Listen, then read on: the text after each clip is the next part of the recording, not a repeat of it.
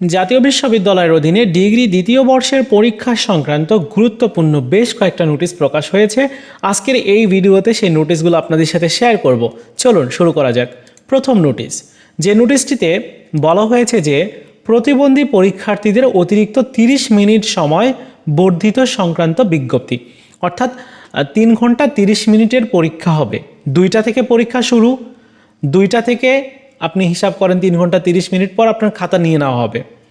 কিন্তু যারা প্রতিবন্ধী শিক্ষার্থী তাদেরকে 30 মিনিট সময় অতিরিক্ত দেওয়া হবে।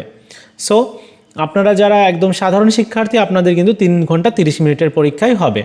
সো এই হচ্ছে পরীক্ষার সময় বৃদ্ধি সংক্রান্ত নোটিশ। এবার দ্বিতীয় নোটিশ, নতুন একটা নিয়মে পরীক্ষা হবে, সেটি হচ্ছে ইএমএস সফটওয়্যার ব্যবহার করে। এই ইএমএস সফটওয়্যার বা এক্সামিনেশন ম্যানেজমেন্ট সিস্টেম, এইটা মূলত আপনার যে উত্তরপত্র দেওয়া হবে ওএমআরের ওইখানে একটা কিউআর কোড থাকবে এবং আপনার যে অ্যাডমিট কার্ড রয়েছে সেখানেও দেখবেন একটি কিউআর কোড আছে। ওই 2টা কিউআর কোড একসাথে করে এই ইএমএস সফটওয়্যার ব্যবহারের মাধ্যমে স্ক্যান করলে আপনার তথ্যগুলো ওই অ্যাপের মাধ্যমে বা ইএমএস সফটওয়্যারে আপডেট হয়ে যাবে। তো এটাই হচ্ছে ইএমএস সফটওয়্যারের বিষয়টা, এবং ইএমএস সফটওয়্যার কীভাবে ব্যবহার করতে হবে সেই বিষয়ে এখানে কিছু ইনস্ট্রাকশন দেওয়া আছে। যারা শিক্ষক তারা এই বিষয়টা দেখবেন। আপনাদের যেটা করণীয় সেটি হলো আপনার খাতা এবং আপনার অ্যাডমিট কার্ডটা ওই কিউআর কোড স্ক্যান করা হয়েছে কিনা। যদি স্ক্যান করা না হয় তাহলে আপনি একটু নিজের দায়িত্বে তাকে বলবেন, যিনি টিচার থাকবেন পরীক্ষার কক্ষে। সো ওই টিচারকে বলবেন আপনার যে অ্যাডমিট কার্ড এবং আপনার যে ওএমআর ওইখানে কিউআর কোডটা স্ক্যান করা হয়নি। আচ্ছা, কিউআর কোড স্ক্যান করার কারণে আপনার যেটা হবে, আপনি যে উপস্থিত আছেন সেটির প্রমাণপত্র এটা আর কি।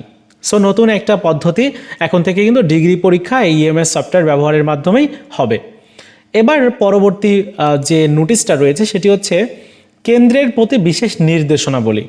এগুলো কিন্তু অবশ্যই অক্ষরে অক্ষরে প্রত্যেকটা স্টুডেন্টকে মানতে হবে, তা না হলে শাস্তির ব্যবস্থা রয়েছে। কি কি মানতে হবে? প্রথমত, পরীক্ষার কক্ষে একে অপরের সাথে কথাবার্তা বলা যাবে না, পরীক্ষার কক্ষে ধূমপান করা যাবে না, পরীক্ষার হলে মোবাইল ফোন বা কোনো ইলেকট্রনিক্স সামগ্রী ব্যবহার করা যাবে না, দূষণীয় বা অনুমোদিত কাগজপত্র সঙ্গে রাখা যাবে না, দূষণীয় বা অনুমোদিত কাগজপত্র হতে উত্তরপত্রে লেখা যাবে না। এখানে বেশ কয়েকটা নিয়মকানুন উল্লেখ করা হয়েছে। সো এগুলো প্রত্যেকটা স্টুডেন্টই জানে, তো এটা আর বাড়তি করে বলতে হবে না। তারপরও তারা নোটিশ করে বিষয়টা জানিয়েছে যে যদি এরকম কেউ কোনো অপরাধ করে থাকে তাহলে তাদের জন্য শাস্তির ব্যবস্থা রয়েছে, সেই শাস্তিগুলো এখানে দেওয়া আছে।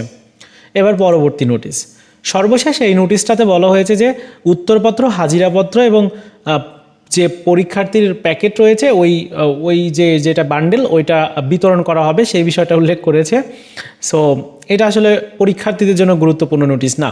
তো মূলত এই কয়েকটা গুরুত্বপূর্ণ নোটিশ আপনাদের ডিগ্রি দ্বিতীয় বর্ষের শিক্ষার্থীদের জন্য প্রকাশ হয়েছিল, যেগুলো শেয়ার করেছি। ভিডিওটি ভালো লেগে থাকলে লাইকস, কমেন্ট, শেয়ার করবেন।